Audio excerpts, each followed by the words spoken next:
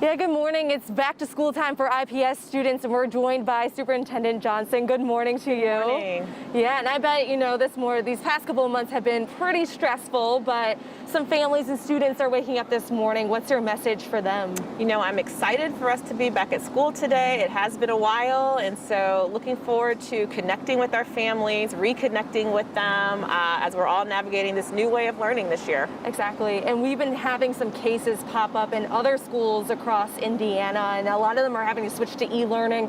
Is IPS prepared to extend their virtual learning past October?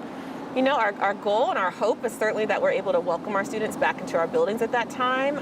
But yes, we know safety has to be the priority. The health of our students and staff has to be our priority. And so if that calls for it, we're prepared. But the hope is that we're able to be together in our buildings. Exactly. And IPS has been distributing a lot of devices to students these past weekends at all the schools. What if a parent hasn't been able to pick up their devices? What are the options for them? Sure. So we're encouraging everyone, if you've not gotten your device yet over the past couple of weeks, to be sure that you call the school.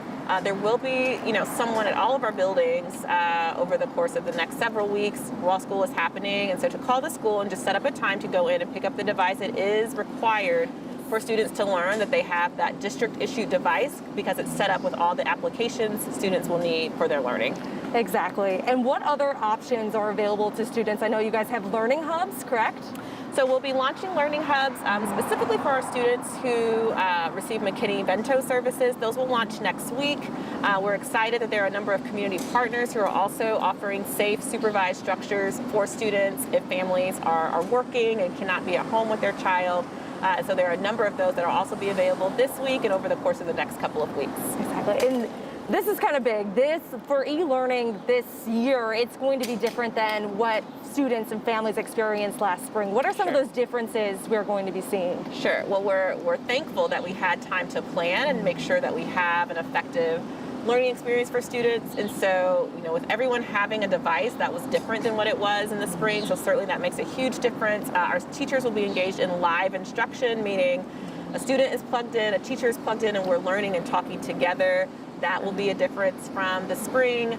We'll be taking attendance regularly and on the same grading scale as normal. So it's very important that our students are logging in, that they're present, they're focused, and they're engaged on learning.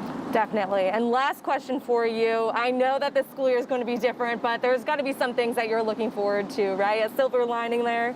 Yeah, I think anytime you have the opportunity to learn something new and to sort of flex different muscles, that's exciting. So I'm excited to see what will we learn in this experience that might help us make our schools better altogether. And then obviously, first day of school, virtual or in person, to connect with kids, to sort of have that energy of kids and teachers together is always an awesome, awesome thing to experience. Definitely. Well, thank you. We're hoping for a safe and healthy school year this year. Thank you, Superintendent Johnson.